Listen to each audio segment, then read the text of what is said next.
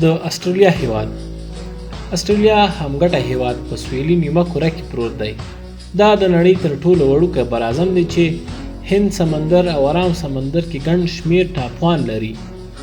د استرالیا ساحلي ګاونډي هیوادونه اندونیزیا، ختیځ تیمور، په سهیل ختیځه خوا کې سولومون ټاپوګان، واناتوا او فرانسې پورې تړلې نورې کالدونیا پراته دي، او په سویل ختیځه لوري یې د نیوزیلینډ هیواد پروت دی.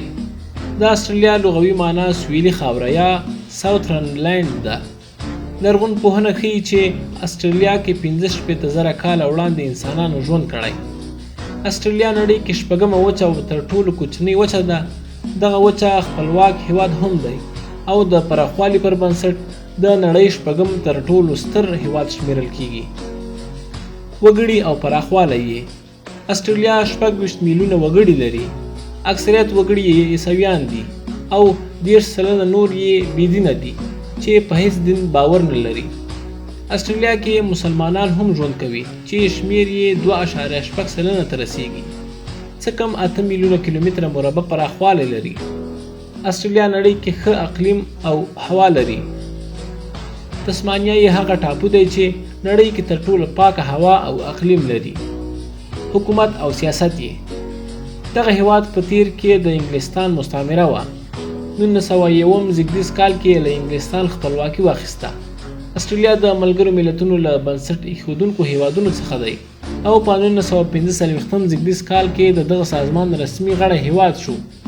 استرالیا د نړۍ له ګڼو هیوادونو سره ښې سیاسي، ډیپلوماټیکي او سوداګریزې اړیکې پالي. ډېرې اړیکې یې د امریکا متحده ایالاتو او اروپایي هیوادونو سره دي. کینبرا د استرالیا پلازمینه او سیډني یې تر ټولو ستر او سوداګریز ښار دی. استرالیا شاهي حکومت لري. د استرالیا په اړه 5 په زړه پورې خبرې. استرالیا کې د پسونو پالنه ډیره ده. دغه هیواد د وګړو شمیر 26 میلیونه ته رسیږي، خو د پسونو او میږو شمیر پکې نږدې 8 میلیونه دی. مطلب دا چې د انسانانو په پرتله د پسونو او میږو شمیر پکې 3 برابره ډیر دی.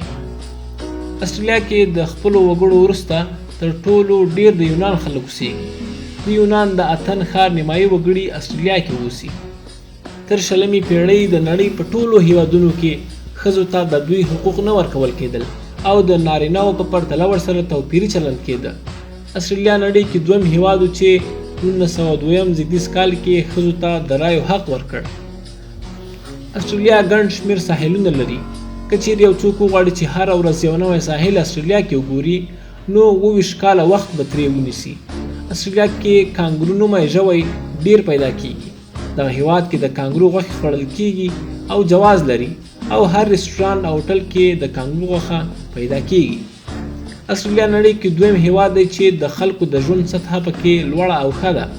د امنیت او اقتصادي وضعیت پر اساس خلک یې ښه او خوندور ژوند لري. د نړۍ د غښتلو او سترو اقتصادي هیوادونو په نوملړ کې استرالیا 12م ځای لري. د داسې نورو ویډیوګانو لپاره روحي سبسکرایب کړئ.